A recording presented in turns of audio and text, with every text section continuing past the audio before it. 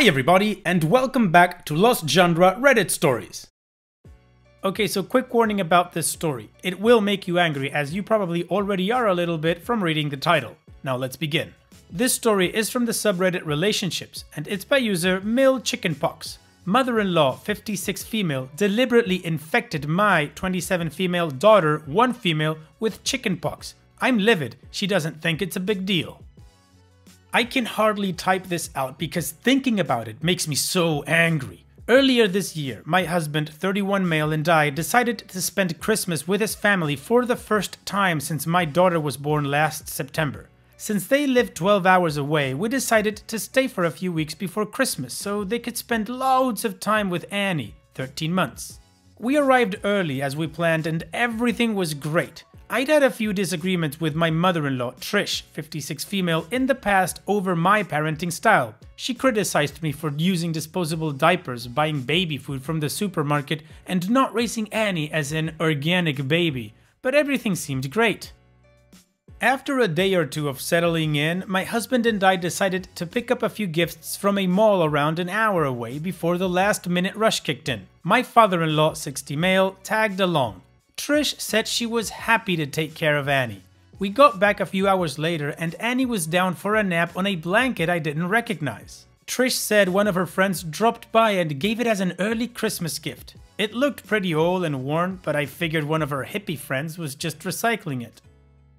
The next 2 weeks were fine, aside from Trish making a point to prepare meals for Annie from scratch. I mentioned this to my husband and he said to just let her be. Annie mostly mushed the food Trish gave her with her hands or through the bowls on the floor, as she has been doing at the moment. Trish said it would take her a while to get used to nutritious meals. I was getting sick of her meddling, but it was only for a few weeks, so for the sake of the holidays, I let it slide. The day after Christmas, Annie was really unsettled and wouldn't stop fidgeting and crying. I took her temperature and she had a fever, so I kept an eye on her for the next few days and it thankfully started to go down. This morning, she started to get a rash and blisters on her arms and legs and I freaked out. I was packing a bag to drive to see a doctor when Trish asked where I was going. I told her Annie had a rash and I was taking her to see a doctor. She got a weird smug smile on her face and told me there was nothing to worry about. When I asked her what she was talking about, she said without even looking at Annie that what she had was just chickenpox. I asked her how she could possibly know that and she casually admitted one of her friend's grandkids had chickenpox a few weeks ago, so she asked them to wipe a blanket over the child's arms, legs, and face and bring it to her house. At this point, I couldn't believe what I was hearing, so I asked if that blanket was the gift Annie was sleeping on. She said it was. I lost my crap. To be honest, I don't really remember what I said because I was up most of the night for 2 days checking on Annie. I just unleashed on Trish asking what the F was wrong with her. My husband and father-in-law came in to try to calm things down and Trish dug in her heels and said chickenpox was the best and most natural thing for Annie to build up her immunity. I already have a vaccination schedule in place with my pediatrician and she was booked to get immunized for chickenpox at 18 months. We drove to see the doctor and he confirmed she had it. He said I'll have to cut Annie's nails short and might have to tape socks on her hands while she sleeps because kids so young can scratch until they bleed and that will leave scars.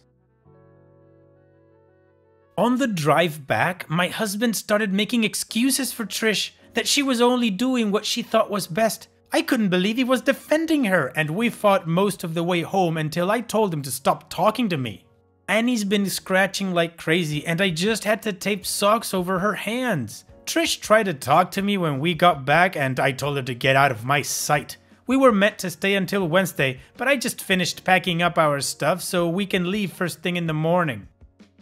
I'm so angry I can't even think. Whenever I hear Trish moving around in the kitchen, my heart starts beating faster and I feel like going out there and grabbing her by the hair. I don't ever want to see her again or let my daughter see her again. What can I say to make her and my husband realize the enormity of what she's done? I don't think I can speak coherently to their faces until Annie gets better.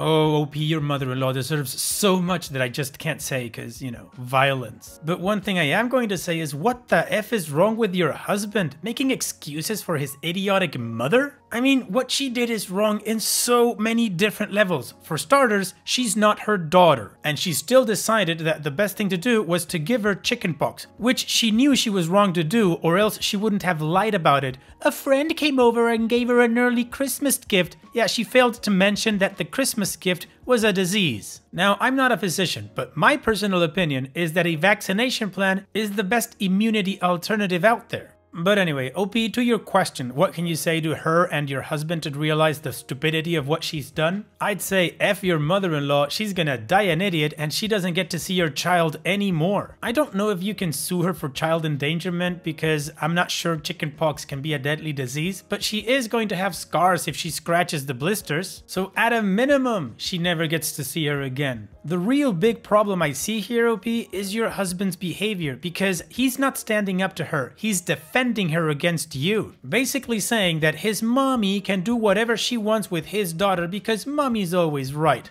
No, that's an issue. And what do you guys think about this? How stupid is that mother-in-law in your opinion? Let me know in the comment section, and now let's move on to the community comments to see what they said. Ejidunit says, there's nothing you can say. I'd cut her privilege forever. Forever. She wouldn't be alone with my kid until that kid was late teens. And you need to lay it out for your husband. His baby is suffering because his mother is a dumbass. How can she be okay with her tiny granddaughter having socks taped on her hand and a fever and potential scarring? What the F is wrong with this woman? And you need to lay it out for your husband. He supports you in this or you separate. Because your mother-in-law's idiotic beliefs put your baby in suffering and now put her at risk for shingles when she is older. And tell your daughter when she's older why she can't stay alone with grandma. Putuk Kusi says, the chickenpox vaccine came out between the time my son was born and when my daughter was born.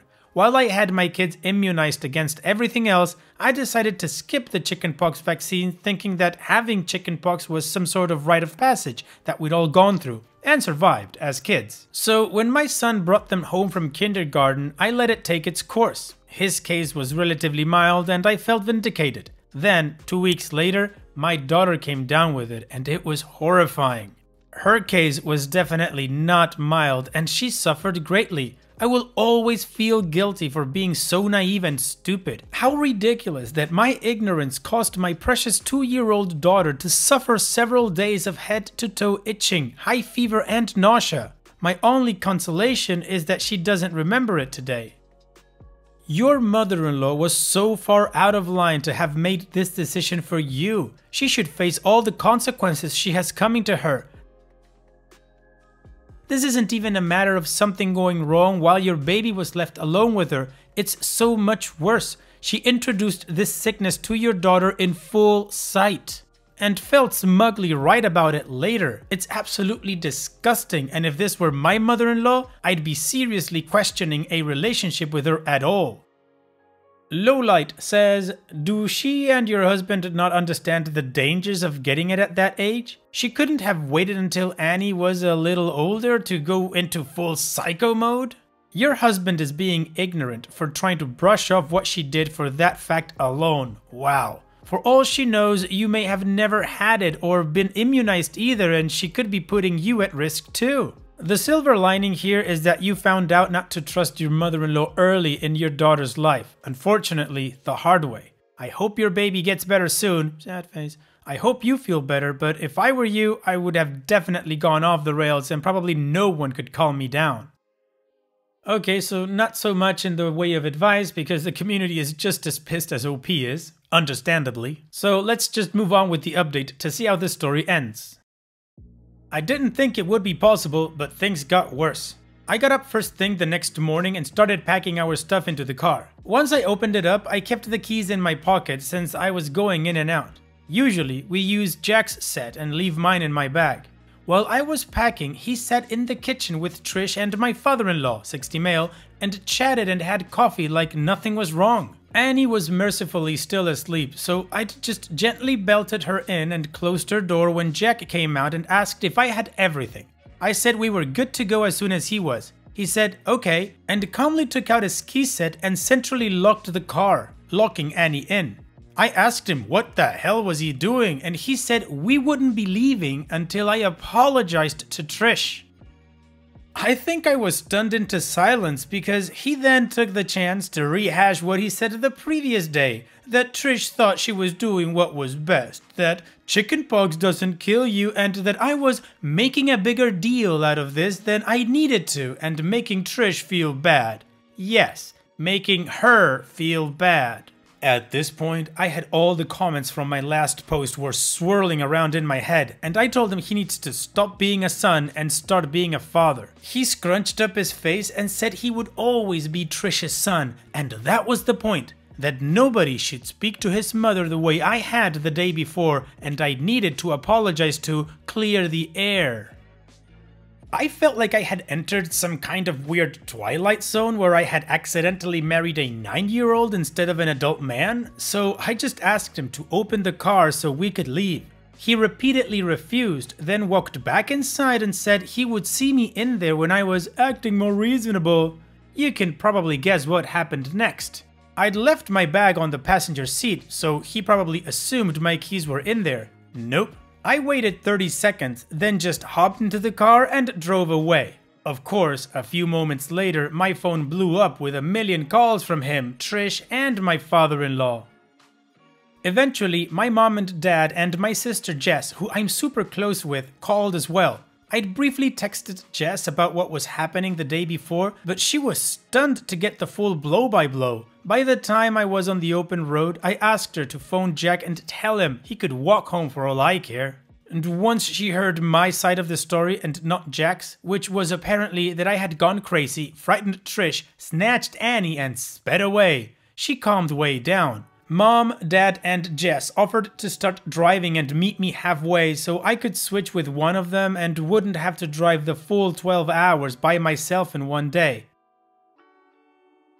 I was so grateful to see them that I pretty much broke down in a truck stop parking lot while I blubbered that I loved them. They all took turns driving while I had a rest. It was super reassuring to talk it over and hear that Trish and Jack are the unreasonable ones. Once we got back, I stayed at my parents' overnight, and they said I could stay as long as I needed.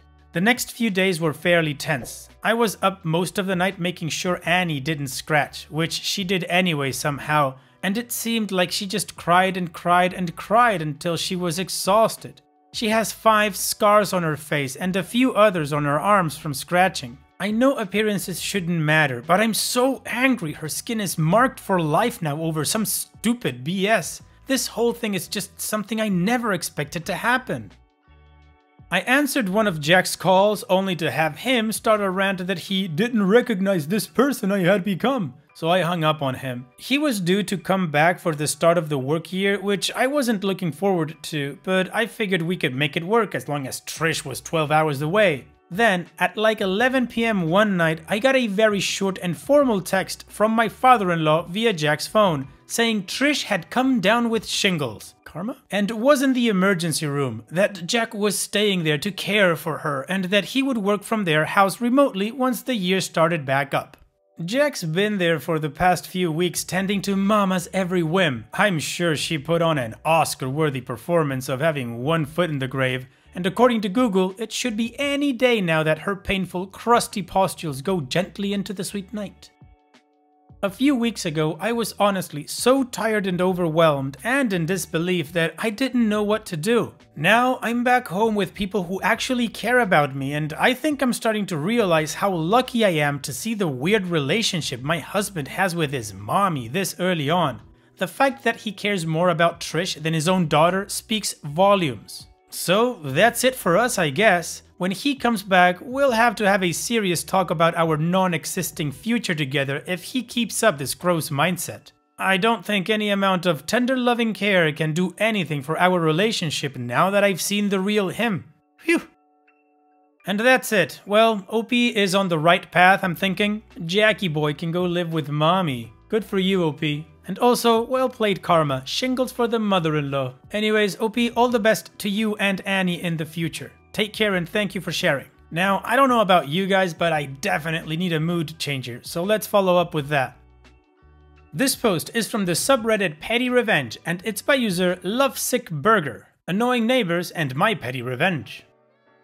Ever since I moved in a year ago, my neighbors have been nothing but annoying and rude to me. Background: they used to live in my house, and now they live in the house directly next door. Our street is a row of semi-detached townhouses. We share a wall, the front yard, and a front porch with a small divider. They sit on their front porch the majority of the year, like morning to night. They're always out there. They've done a bunch of really annoying stuff. Some outright rude, some I should have called bylaw on, and I have had to install a camera because of theft, which I can't say is them or not. But I strongly suspect them because of the items taken. Other neighbors don't like them either, I've found out, as I've started to meet people. The icing on the cake, as it were, was about 2 weeks ago. I did some major spring cleaning on the weekend and it was now Monday. Garbage day is Tuesday at the crack of dawn, except we've also had a skunk and coyote problem and all 3 bags don't fit into my garbage canister. One has to stay out. So I put the bags on my front porch late afternoon, right by the steps, so they are ready and I can bring them out the next morning at 6:45 a.m. I leave to go grocery shopping. About 15 minutes later at the store, I am getting texts from the other neighbors. She has taken a picture of my garbage on my porch and posted it on the neighborhood Facebook group about how I am young, lol, I am 38, and lazy, occasionally fair, and this garbage has been smelling up her porch for weeks, 20 minutes, and that it's now attracting rats, so be careful at the park across the street. 99% of the comments to her post are trashing her, saying that she shouldn't air dirty laundry on Facebook and if it was a problem that she should call bylaw. I replied nicely saying that I did spring cleaning, I didn't want it ripped to shreds at the curb, but I also didn't want to miss the garbage man. Everybody understands. I actually made additional friends out of it, lol. However, I am fed up. I hate leaving my house or coming back to it as they are always on the shared porch and have often harassed me before this public shaming already. My kids don't like them either and my daughter asks me to check if she's there before she leaves to see her friends. I'm sick of this place. I called my landlord and he says that they are 2 separate properties that he just happens to manage. He can't do anything. The rental market is absolutely insane and I would never be able to find something for the price I pay here and I can't afford more. So what can I do? This is going to sound super silly, but I am very happy with the results. I bought a wind chime. Not a twinkly one, but a real banger of a wind chime. It's windy all the time. I hung it as reasonably close to their side as possible without it ever crossing to their side. None of my other neighbors hang out on their front porches anyway, so I'm not bothering them. It's small, it's pretty, it makes me giggle every time I leave the house and hear it. Nice OP. Petty, petty, petty, but very nice. Thank you so much for sharing. And it's that time that we've reached the end of the video. I hope you enjoyed today's stories. I really did enjoy reading them to you. So if you did, then don't be shy and go ahead and give the video a like. And don't forget to subscribe or even share this video with people that you might think will enjoy my storytelling. Also, if you have the time, go down to the video description and check out all the links I have for you, from our Discord community to my channel merch. And finally, I'd like to say thank you for watching. It really means a lot to me that you enjoy my videos. And having said all that, I'll see you guys in the next video.